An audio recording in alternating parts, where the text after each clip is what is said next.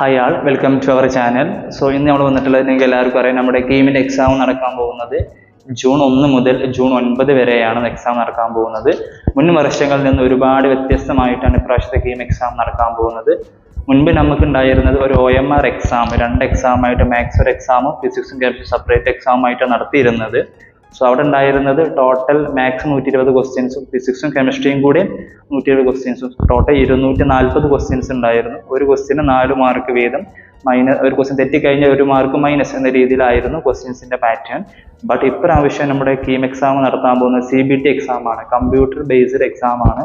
So ഇതിനുള്ള online application നൽകേണ്ട അവസാന ദിവസം എന്ന് പറയുന്നത് ഏപ്രിൽ 17-ാം തീയതിയാണ്. സോ അതിന് മുമ്പ് എല്ലാവരും കൊടുക്കാൻ ശ്രമിക്കുക, കാരണം ലാസ്റ്റ് ഡേറ്റ് സൈറ്റൊക്കെ ഹാങ് ആയിരിക്കും. സോ അതിന് മുമ്പ് എല്ലാവരും നൽകുക. സോ എക്സാമിനെ കുറിച്ചാണ് പറയാൻ പോകുന്നത്. CBT ആണ്, ഒറ്റ എക്സാം ആയിട്ടാണ് ഈ ഇപ്രാവശ്യം KEAM നടത്താൻ പോകുന്നത്. 3 മണിക്കൂറിന്റെ ഒറ്റ എക്സാം. ഇതിലെ ക്വസ്റ്റ്യൻസ് ഡിസ്ട്രിബ്യൂഷൻ എന്ന് പറയുന്നത് ടോട്ടൽ ഉള്ളത് 150 ക്വസ്റ്റ്യൻസ്. 3 മണിക്കൂർ എന്ന് പറയുമ്പോൾ 180 മിനിറ്റ്. സോ ഒറ്റ എക്സാം 150 ക്വസ്റ്റ്യൻ. ഈ 150 ക്വസ്റ്റ്യൻസിൽ 75 ക്വസ്റ്റ്യൻ, പകുതി ക്വസ്റ്റ്യൻ മാത്തമാറ്റിക്സും ബാക്കി പകുതിയിൽ 75-ൽ 45 ക്വസ്റ്റ്യൻ ഫിസിക്സ്, 30 ക്വസ്റ്റ്യൻ കെമിസ്ട്രി. ഈ രീതിയിലാണ് ക്വസ്റ്റ്യൻസിന്റെ ഡിസ്ട്രിബ്യൂഷൻ നടക്കുന്നത്. സോ ക്വസ്റ്റ്യൻസിന്റെ റേഷ്യോ എന്ന് പറയുന്നത് 2:3:5 എന്ന രീതിയിലാണ്. അതായത് കെമിസ്ട്രി, ഫിസിക്സ്, മാത്സ് 2:3:5 എന്ന റേഷ്യോയിലാണ് ക്വസ്റ്റ്യൻസ് നമുക്ക് ഉണ്ടായിരിക്കുക. സോ മാത്സിനാണ് വെയിറ്റേജ് കൂടുതൽ.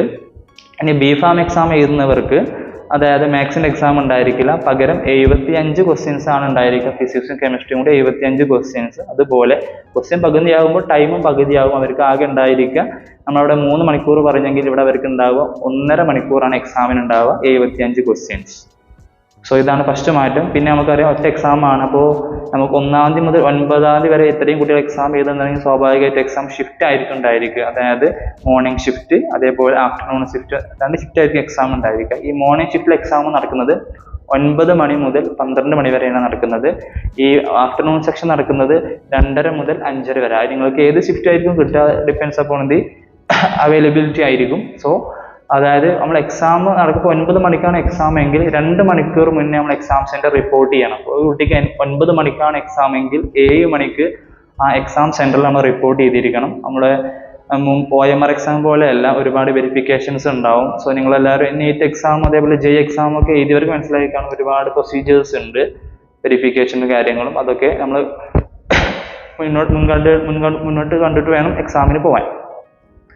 സോ പിന്നെ നമുക്ക് പറയാനുള്ളത് ഇതിന്റെ ഫീ ആണ്, സ്ട്രക്ചർ. അതായത് ഒരു കുട്ടി BPharm-ഉം എഞ്ചിനീയറിംഗ് അല്ലെങ്കിൽ എഞ്ചിനീയറിംഗ് മാത്രം BPharm മാത്രം അപ്ലൈ ചെയ്യാണ് കുട്ടിക്കുള്ള ഫീസ് എന്ന് പറയുന്നത് 875 രൂപയാണ്.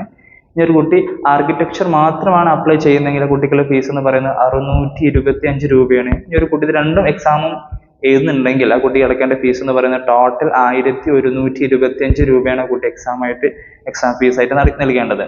സോ നമുക്കറിയാം ഈ KEAM എക്സാം നടക്കുമ്പോൾ 150 ക്വസ്റ്റ്യൻ 180 മിനിറ്റ്, 3 മണിക്കൂർ എന്ന് പറയുമ്പോൾ. സോ ഒരു ക്വസ്റ്റ്യന് നമുക്ക് കിട്ടുക അറൗണ്ട് 72 സെക്കൻഡ് ആണ്. 1 മിനിറ്റും 12 സെക്കൻഡും ആണ് നമുക്ക് ഒരു ക്വസ്റ്റ്യന് വേണ്ടി നമുക്ക് കിട്ടുക.